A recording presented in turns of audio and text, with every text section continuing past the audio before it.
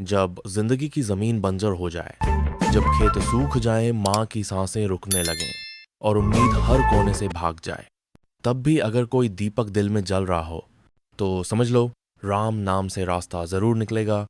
ये कहानी है एक गांव के सीधे सच्चे बालक की, जिसकी भक्ति ने चमत्कारों की जमीन तैयार की। जहां लोग हार मान चुके थे, वहां एक दीपक रोशनी बन गया।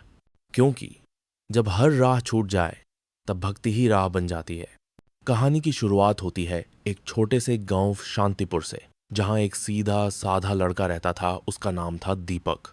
माँ बाप किसान थे और बेहद गरीब। उनके पास सिर्फ एक छोटा सा खेत और मिट्टी का घर था। दीपक बचपन से ही भगवान श्री राम का भक्त था।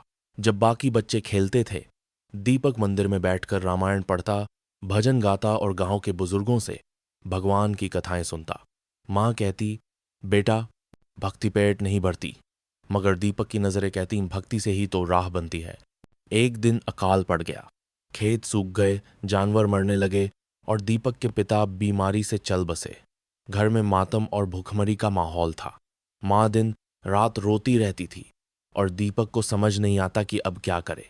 एक दिन भूखा प्यासा दीपक मंदिर में बैठा रो रहा था। वो बोला, प्रभु अब क्या करूं, सब कुछ छूट रहा है। तभी मंदिर में एक साधु आया। उसने दीपक के सर पर हाथ रखा और कहा, बेटा जब दुनिया से रास्ता छूट जाए, तब ईश्वर से रिश्ता जोड़ो, वो रास्ता दिखाएगा। दीपक ने उस दिन से तय कर लिया, अब जो भी करेगा भक्ति और मेहनत दोनों के बल पर करेगा। वो हर सुबह उठकर मंदिर की सफाई करता, पूजा करता और गांव के बच्चों को रामायण की कहानियां सुनाता। धीरे धीरे लोग उसे पहचानने लगे। गांव में उसे राम भक्त दीपक कहा जाने लगा। उसने खेतों में फिर से मेहनत शुरू की। मिट्टी तो रूखी थी, पर मन की आस्था गीली थी। वो हर बीज बोते समय मंत्र पढ़ता और अपने खून पसीने से खेत सींचता। 2 साल तक कुछ नहीं उगा। लोग हंसते थे, मजाक उड़ाते थे, भजन से अनाज नहीं उगता।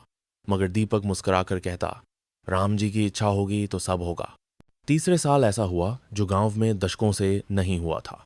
सिर्फ दीपक का खेत लहलहा उठा और इतना अनाज निकला कि गांव के कई घरों में बौंट गया। लोग अब उसे चमत्कारी मानने लगे, लेकिन दीपक ने कहा, यह चमत्कार नहीं, विश्वास है।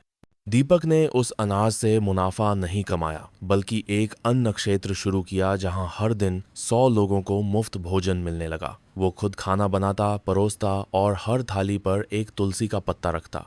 प्रसाद है ये। गांव में बदलाव आने लगा। लोग पूजा पाठ में लगने लगे, चोरी झगड़े कम हुए और हर शुक्रवार को भजन संध्या होने लगी। दीपक अब सिर्फ किसान नहीं रहा, वो गांव का मार्गदर्शक बन गया था। धीरे धीरे उसकी सेवा और भक्ति की खबरें फैलने लगीं।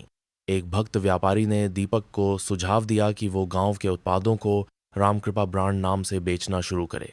दीपक को ये भौतिक विचार लगा, लेकिन जब उसने सोचा कि इससे गांव के हर परिवार को रोजगार मिलेगा, तो उसने हामी भर दी।